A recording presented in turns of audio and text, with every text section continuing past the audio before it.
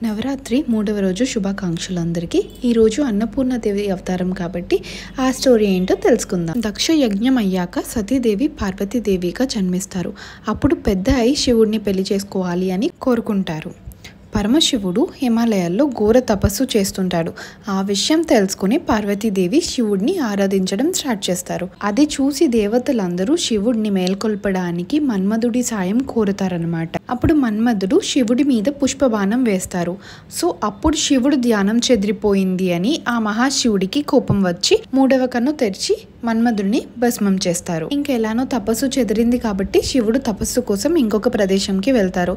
అప్పుడు పార్వతీదేవికి ఏం చేయాలో తెలియక ఉంటే నారద ముని వచ్చి ఇలా చెప్తారు: దేవి, పరమశివుడు భిక్షాటన కోసం తిరుగుతున్నారు. అందుకే నువ్వు పవిత్రమైన కాశీ క్షేత్రంకి వెళ్ళి భక్తులకి అన్నదానం చేసి అందరితో మెప్పించుకో. అలా ఒక రోజు ఆ మహాశివుడిని కూడా నీ దగ్గరికి వస్తారు అని నారద మహర్షి చెప్తారు. అలా పార్వతీదేవి అన్నపూర్ణాదేవిగా కాశీ క్షేత్రంకి వెళ్ళి భక్తుల ఆకలి తీరుస్తూ ఉంటారనమాట. అలా అన్నపూర్ణాదేవి గురించి తెలుసుకొని ఒక రోజు మహాశివుడు భిక్ష కోసం అన్నపూర్ణాదేవి వద్దకు వస్తారు.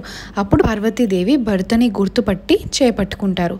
అలా శివుడికి మొత్తం అర్థమై పార్వతీదేవిని స్వీకరిస్తారు. అలా పార్వతీదేవి అన్నపూర్ణాదేవిగా, మహాశివుడు కాశీ విశ్వనాథుడిగా కాశీ క్షేత్రంలో వెలసారనమాట. ఇంకా అన్నపూర్ణాదేవి ఎలా ఉద్భవించారో చాలానే స్టోరీస్ ఉన్నాయి. ఇది నాకు నచ్చిన స్టోరీ. మీకు కూడా నచ్చినట్టయితే కామెంట్ చేసేయండి.